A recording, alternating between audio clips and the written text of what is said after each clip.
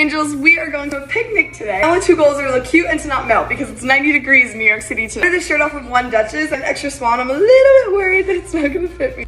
I think it fits. This is gorgeous. I'm so excited now. I was gonna wear shorts, but after I put this on and it's giving like mermaid, I think we need to wear a skirt. My mom made it skirt so far. Tell me this isn't mermaid. Little tan purse, little Tory crossbody, keep the neutrals going. Our other option's the blue version. I just don't think it goes. It feels so pretty today, guys. For shoes, we can go chunky. No. I think I'm liking how monochrome everything is, so I think we're gonna go with these little cream Zara sandals.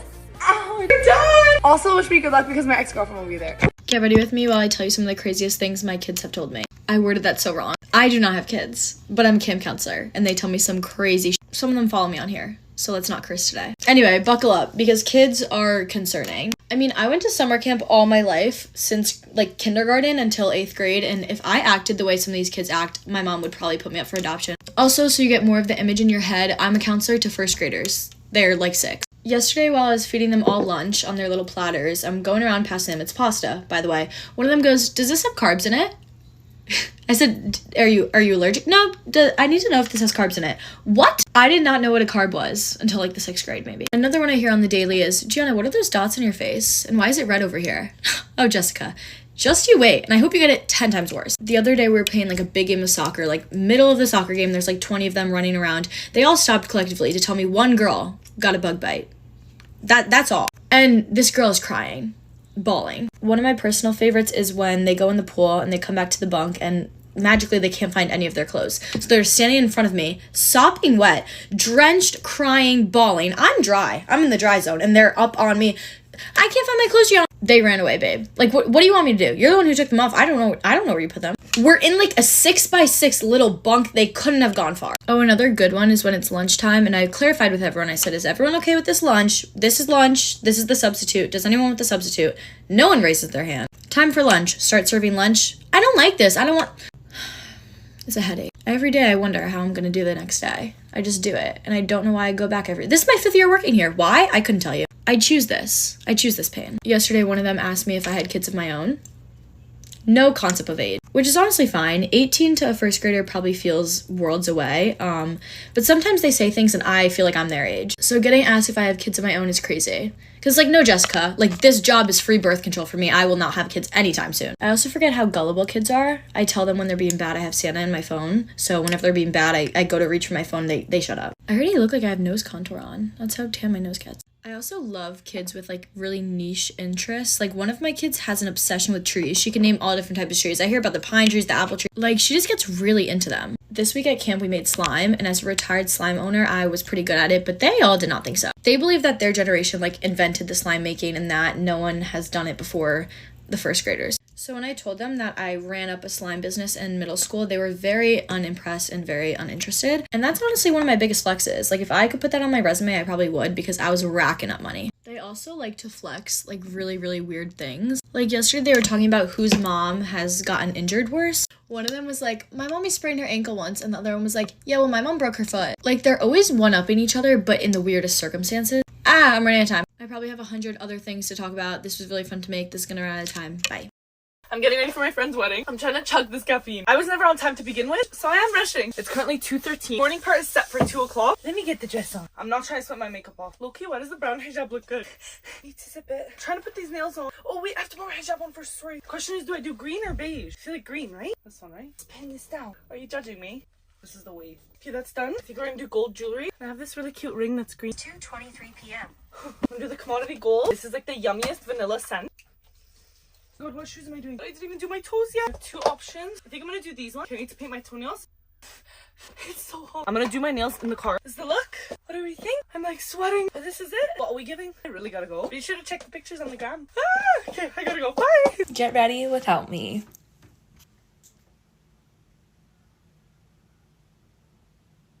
Alright, this is the final look. Thanks for watching. Hey, Bobby. Hi, Ken. You wanna go for a ride? Sure, Ken. Jump in. I'm a Barbie girl in the Barbie world. Life in plastic, it's fantastic. You can brush my hair, undress me everywhere. Imagination, life is your creation. Come on, Barbie, let's go party. Not your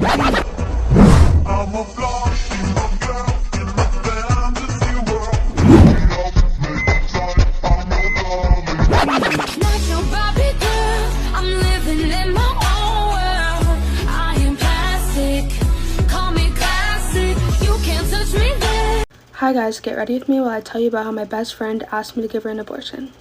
This event took place literally this morning when I woke up with 33 messages on my phone. So we're just gonna call my best friend Georgia. So Georgia spammed my phone when I was sleeping and my phone was on Do Not Disturb, so obviously I didn't see the messages till the morning. So I felt really bad because I didn't see like her calls or anything. So I was like, oh, I'm sorry babe, like what's up, good morning. So without any other context, she just texted me, call me right now. So I called her and she's just freaking out. She's like, Lexi, just please get over here, like I need you now. So obviously I'm freaking out. I'm like, okay, I'm on my way, like what the fuck. I was like, stay on the phone with me. She's like, no, just get here. And I'm like, Georgia. So she hung up on me. I'm literally pacing to her house, speeding. She lives like 20 minutes away. So I get to her house and she's literally just pacing around and then she's rolling on the floor, fucking hysterically crying. So obviously I'm so fucking concerned. I start bawling. I'm like, girl, what happened? Like, what's wrong? So after a good solid 20 minutes, she finally like sits down by me and she's like, Lexi, I'm fucking pregnant. I was just in shock. Keep in mind, Georgia is 15. So obviously I'm just trying my best to comfort her, like asking her if she's okay.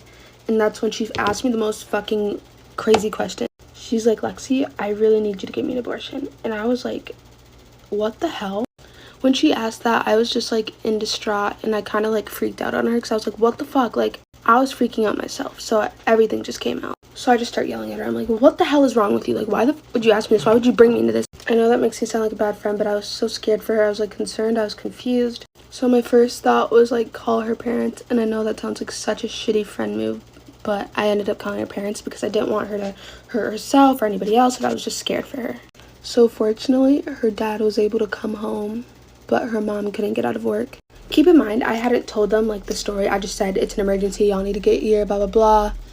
So her dad came. Her dad was not mad at her whatsoever. Like, he was very supportive, and that's why I was very happy that her dad showed up and not her mom, because her mom's a little psycho. So he's just thanking me, like, oh my god, thank you so much for calling me. And they went to the hospital. And I went home. So when I got home, I opened up my phone to see a bunch of nasty messages from Georgia calling me a little bitch, a snitch, she was mad that I told on her or whatever. And I was like, honestly, I don't care that you're mad. I was scared for my best friend's life. I was scared for her health. I was like, you can be mad at me all you want, but you were not in the right state of mind. And now you're safe and healthy, so. But there's no good ending of this story. I'm blocked on everything. So yeah. Anyways, thanks for watching and I hope you enjoyed the story time. Bye, my loves. Get ready with me for work, but I think I might be getting fired. I have two jobs. I have a big girl job as like a part-time bookkeeper, and then I also am a server, and I think I'm getting fired from the serving job. I could be super wrong and I might not be getting fired at all, but I'm going to tell you why I think that I am. The last girl that got fired, she wasn't put on the schedule for the following week, and then on her last shift of the week, like, she was fired. And they were like, yeah, that's just how they do it here. Like, they just won't schedule you again, and on your last shift, they'll let you go. I was not scheduled at all for next week. And it's possible that I have it all wrong because there was 1 week that I was not scheduled at all. And my job was safe. But I have really bad anxiety, so I'm like, what did I do wrong? I would be really sad though because I didn't make any fun plans for the summer. Like, this whole summer, I decided I was going to work and save and work and save. So like, I would lose more than half of my money, and I also don't have anything fun lined up. Like, basically, I would spend the rest of my summer hunting for a new job. If I do get fired though, the only reason I could think of is the other day I was serving this table and this lady asked me how big a 10-inch pizza was, and I said, it's 10 inches. And she wasn't happy with my response. I don't think I did anything wrong, but maybe she complained. I don't really know. But it wasn't meant to be rude. Like, it was my natural response. How big is 10 inches? It's 10 inches. Take your hands, move them 10 inches apart. It's 10 inches. Like, if it happens though, it happens. I mean, what can you do? Chamebo. Also, side note, everybody in my life loves my nose because it does that thing, but I hate it because it's like flat on the top. Like, it's not pointy like the cute little upturned one, so it goes up, but it's like flat. I don't know. But when I was younger, I used to get made nirvana for that shit. There was a movie called Penelope when I was in grade school, and when that movie came out, it was game over for me. But now I'm older and it's the opposite. Like, everybody's like, I love your nose. But when I was younger, they would, Penelope, weird shit. Haters. I had some haters at the age of 11. I swear to God. Anyways, I hope I don't get fired because serving money is really good, and I would hate to have to like apply somewhere else and train somewhere else and like make an hourly wage and wait to get tips again. Like I went to school, I have experience. I could get a big girl job, but I like money from serving. Get ready with me while I talk about dating as an influencer. So about like 4 months ago, I announced that I had broken up with my boyfriend, and he was my first adult, like real relationship, and he was my first breakup and my first like public breakup, and I didn't know what a public breakup was. I had like little like 3-month relationships in high school, but I'd never had a serious relationship, and then to have a serious relationship that has millions of eyes on it. Looking back on that relationship, I feel like I was very naive and I didn't understand the pressures that social media and posting your relationship on social media was and what it would feel like and what it would do. Just dating in general is like confusing and it kind of sucks sometimes, okay? Just dating in general. And then all of a sudden it goes from you just going on cute little dates with the guy you like to people commenting and saying like, if you ever break up, I don't believe in love anymore. Like that's a lot of pressure to put on a 19-year-old girl. I don't want to seem like I'm like, oh my God, I have a following, I'm an influencer. That's not what I'm trying to say. But before I had a following, I didn't realize that influencers can't really online date. Like, I'm blocked off of every single dating app for impersonating somebody. I was impersonating me. And now I literally have these crazy trust issues where I'm like, do they like me? Or do they like the thought of dating me? Do they like me or do they want the cool opportunities that could come along with dating me? Do they want to go on cool trips? Do they want to get PR packages? Do they like me or do they just want to like, oh, I'm dating her? Or are they going to use me and be like, oh, I did this with her? But you ain't going to get to. I'm not going to let you use me. I can't look back and be mad at myself for having a public relationship because it's not healthy to be mad at myself for something that already happened. But I do know in the future, I don't think I'm gonna hard launch a boyfriend. Part of me is like, his face is not getting posted until I got a ring. It's not happening. You guys are my best friends. You know this. Like, I wish I could just give you guys all the tea and tell you guys everything. But it's just, I can't. Like, I literally can't. I feel like in the future, it's gonna be very soft launch. You see a little bit of arm hair and that's about it. You don't see the face. Another thing about dating as an influencer and like having a public breakup and stuff, people don't want to see you happy after. If you are not bawling your eyes out, like posting black screens about how sad you are for months, people are like, you moved on too fast. Like, you're not allowed to be happy. You should be crying. Do you want me to be sad? Why? Oh, and everybody and their mother now thinks that they know everything that went on in your relationship and what went wrong and why you guys broke up and what's the tea and what's the drama. So yeah, dating as an influencer is something that I am definitely getting used to, and I hope that you guys are just gonna be happy with no face photos of a future boyfriend. I love you. If I was your boyfriend, I'd never let you go.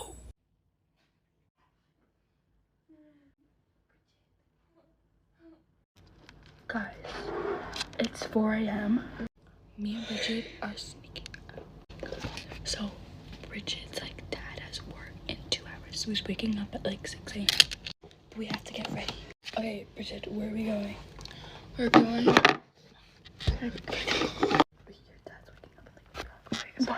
Okay, so our friends are coming to our house in like 15 minutes. And we're gonna drive, steal my dad's car, and to the lake to watch the sunrise. So we have to get ready in like 50 minutes because the class we like are going. 6. Yeah, we have to drive like 6 people there. Okay. So let's just quickly get ready because we're talking too much and they're probably coming in like 10 minutes now. My dad's room is right there. Yeah, and the fact we're taking his car. I like talking. I'm gonna start with like some skincare because I already did this. So I'm gonna start with some skincare because I think we're gonna be on the yacht like watching the sunrise. What am I saying? Sunrise for a little while because her dad leaves for work at like 6, and obviously he's just gonna think we're sleeping. So we're gonna set something up to like make it look like we're sleeping. So we're getting ready now. Bridget's quickly making like, she's quickly making us like sleeping in the bed in case like her dad comes in, checks if we're still sleeping and still there at 6 a.m. Okay, so Bridget's just like, I'm so scared. Bridget's taking that big bear and she's gonna say we're both, it's gonna look like we're just both sleeping in that bed. Okay, so I think we're honestly just gonna stay. Wait, Bridget, we have to change. I was gonna say we might just stay in these clothes, but we're gonna be there like the whole morning. Cause then her dad,